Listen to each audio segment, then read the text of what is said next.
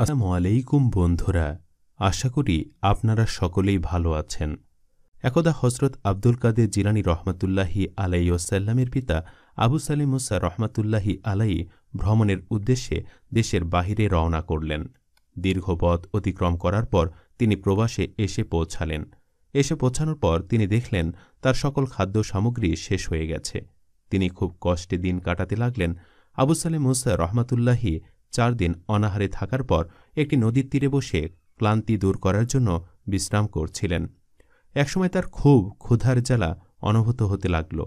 আবু সালিম মুসা রহমতুল্লাহি আলাই নদীর পানির দিকে এক ধ্যানে তাকিয়ে আছেন, মহান আল্লাহ তাআলার নাম মনে মনে স্মরণ করছিলেন। ঠিক ওই সময় আবু সালিম রহমতুল্লাহি আলাই একটি ফল নদীর তীরে ভেসে যেতে দেখলেন। আবু সালিম মুসা রহমতুল্লাহি আলাই উঠে নদী থেকে ফলটি তুলে নিলেন এবং ক্ষুধার তাড়নায় তা খেয়ে নিলেন। ক্ষুধার যন্ত্রণায় তার আর কোনো কিছু চিন্তা করার সময় ছিল না। হঠাৎ তার মনে হল যে কারো কাছ থেকে অনুমতি না নিয়ে তিনি ফলটি খেয়ে ফেললেন। কিভাবে তিনি এত বড় ধরনের অন্যায় কাজ করে ফেলেন, এটাই তার বারবার মনে হতে লাগল। না জানিয়ে কারো গাছের ফল খেয়ে ফেলা চুরি করার মতোই। এই চিন্তায় তিনি একদম অস্থির হয়ে গেলেন। এই অন্যায়ের কথা ভেবে তার মন অস্থির হয়ে গেল। তিনি স্থির হয়ে বসে থাকতে পারলেন না। এই জন্য যে আখিরাতে যদি এই ফলের মালিক তার ফলের দাবি করেন, তবে তিনি তাকে কি জবাব দেবেন। তিনি আর বিন্দুমাত্র দেরি না করে বসা থেকে উঠে দাঁড়ালেন। মনে মনে চিন্তা করলেন, যেভাবেই পারি না কেন ফলের মালিককে খুঁজে বের করব এবং ফল খেয়ে ফেলেছে বলে তার কাছে ক্ষমা চেয়ে নেব। যদি ক্ষমা না চায়, তাহলে পরকালে মুক্তির কোনো পথ নেই। আবু সালিম মুসা রহমতুল্লাহি আলাই খুব গরমের মধ্যেও রওনা করলেন। তার শরীরের চামড়া যেন জ্বলে পুড়ে যাচ্ছে রোদের তীব্রতায়। তবু তার চলার কোনো শেষ নেই। তিনি ফলটি খাওয়ার ঋণ মুক্ত না হওয়া পর্যন্ত আর অন্য কোনো কিছুই চিন্তা করতে পারছিলেন না। অনেকক্ষণ হাঁটার পরে তিনি নদীর তীরে একটি ফলের বাগান দেখতে পেলেন। রোদের মধ্যে কয়েকদিন হাঁটার পরে তিনি সেই ফলের বাগানের খোঁজ পেলেন। তিনি দেখতে পেলেন গাছে অনেক ফল ধরে আছে। তিনি তখন বুঝতে পারলেন এই বাগানের ফল গাছ থেকে পড়ে নদীতে ভেসে গিয়েছিল। তিনি ভাবলেন, বাগান যখন পাওয়া গেছে, তখন বাগানের মালিককেও খুঁজে পাওয়া যাবে। অতঃপর তিনি আশেপাশে খোঁজ করে জানতে পারলেন বাগানের মালিক আবদুল্লাহ। তিনি ছিলেন একজন আল্লাহভক্ত দরবেশ। আবদুল্লাহ রহমতুল্লাহি আলাই সবসময় আল্লাহর জিকিরে সময় কাটিয়ে দিতেন। আবু সালিম মুসা রহমতুল্লাহি আলাই মনে মনে ভাবলেন, আমি যদি তার কাছে সবকিছু খুলে বলি এবং ফল খাওয়ার জন্য মাফ চাই, তাহলে তিনি অবশ্যই আমাকে মাফ করে দেবেন। আবু সালিম মুসা রহমতুল্লাহি আলাই ক্ষমা পাওয়ার আশায় তার বাড়িতে গেলেন। আবু সালিম মুসা রহমতুল্লাহ যখন আবদুল্লাহ এর বাড়িতে গেলেন, তখন আবদুল্লাহ তাকে দেখে অবাক হয়ে গেলেন। আবু সালিম মুসা রহমতুল্লাহি আলাই আবদুল্লাহকে সব ঘটনা খুলে বললেন যে তিনি 4 দিন অনাহারে থাকার পরে নদীর তীরে বসেছিলেন এবং আল্লাহর জিকির করছিলেন, আর তখনই নদীতে একটি ফল ভেসে আসছিল। তিনি ক্ষুধার তাড়নায় কোনো কিছু চিন্তা ভাবনা না করে সেই ফল খেয়ে ফেলেছিল।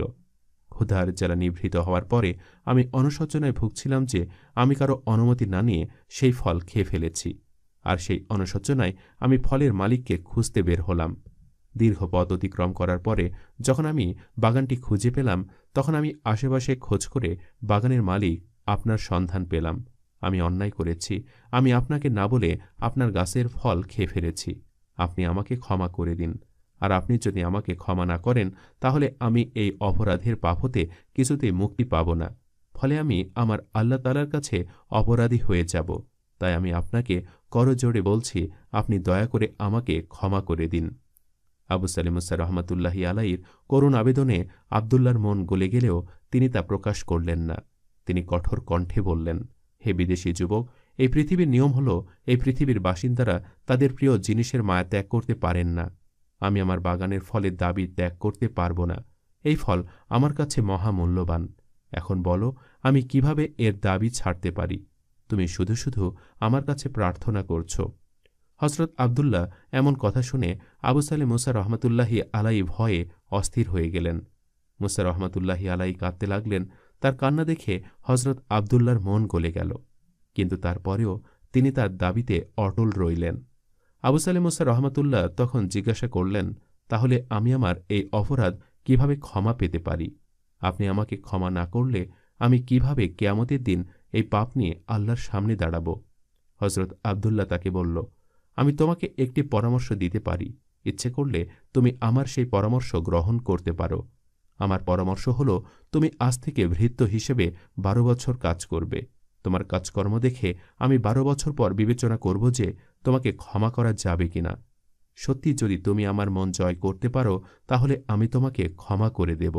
এ কথা শুনে আবু সালেম মুসা রহমতুল্লাহি আলাইয়ের মনে শান্তি ফিরে আসল। তিনি ফলের বাগানের মালিকের পরামর্শে রাজি হলেন, আর ওই দিন থেকেই তিনি কাজ আরম্ভ করলেন। হজরত আবদুল্লাহ আবু সালেম মুসা রহমতুল্লাহি আলাইকে তার পরিবারের একজন সদস্য হিসাবে মনে করতেন।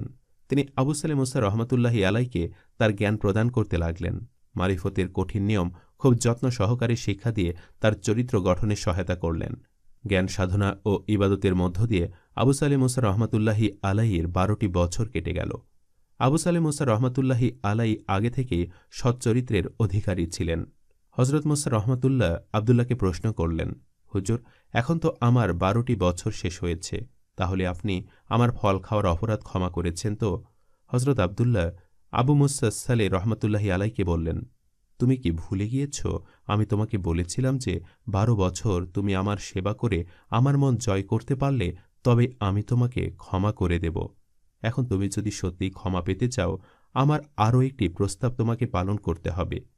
আবু সালেম মুসা রহমতুল্লাহি আলাই জিজ্ঞাসা করলেন, কি সেই প্রস্তাব? হজরত আবদুল্লাহ বললেন, হে মুসা, আমার একটি কন্যা সন্তান আছে। সে বিবাহ উপযুক্ত হয়েছে, কিন্তু সে কানে শুনতে পারে না, চোখে দেখতে পারে না। আমি আমার কন্যার জন্য পাত্র হিসাবে তোমাকে নির্বাচন করেছি। যদি তুমি তাকে বিবাহ করতে রাজি হও, তাহলে তুমি সঙ্গে সঙ্গে তোমার অপরাধ থেকে ক্ষমা পাবে। আমি তোমাকে মাফ করে দেব। আর যদি না করো, তোমাকে ক্ষমা করা আমার পক্ষে সম্ভব হবে না। আবু মুসা সালে রহমতুল্লাহি আলাই তার এই প্রস্তাব শুনে একদম অবাক হয়ে গেলেন। তিনি কখনোই ভাবতে পারেননি তাকে এই ধরনের প্রস্তাব দেয়া হবে। মনে মনে এটাও ভাবতে লাগলেন, আমি যদি তার এই প্রস্তাব গ্রহণ না করি, তাহলে তিনি আমাকে ক্ষমা করবেন না। কিয়ামতের দিন আল্লাহ আমাকে মাফ করবেন না। সবকিছু চিন্তা করে তিনি বিয়েতে রাজি হলেন। হজরত আবদুল্লাহ খুব খুশি হলেন এবং সেই দিনই তাদের বিবাহের আয়োজন করলেন।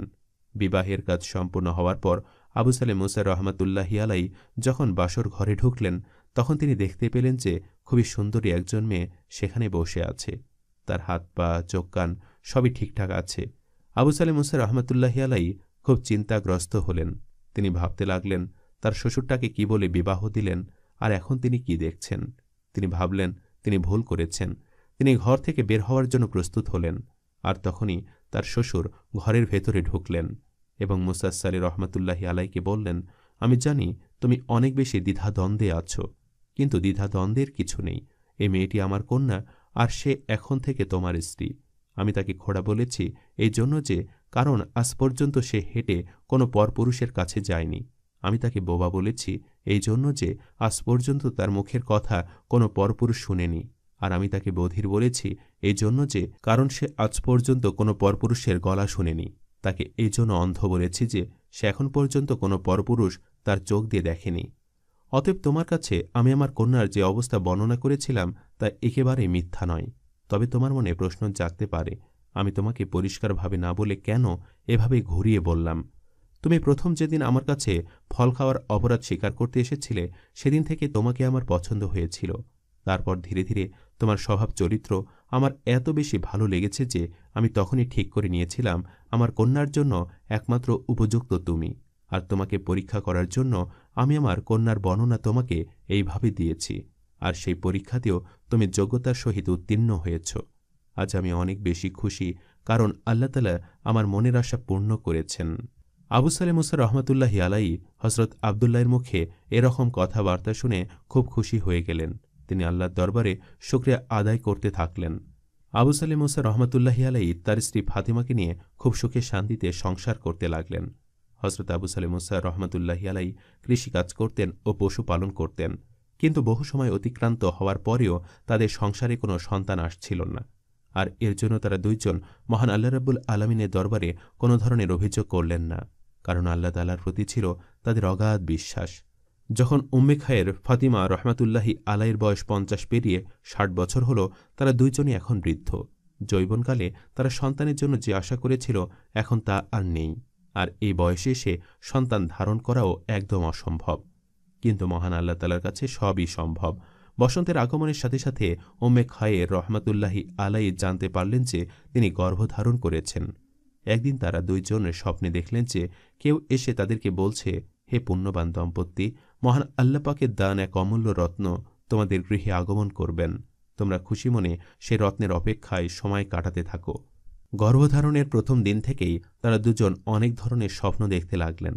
আর সেই সন্তান আর কেউ নয়, সে হচ্ছেন হজরত আব্দুল কাদের জিলানী রহমতুল্লাহি আলাই। সম্মানিত দর্শক, এই ভিডিওটি আপনাদের কাছে কেমন লেগেছে তা আমাদের কমেন্ট করে অবশ্যই জানাবেন।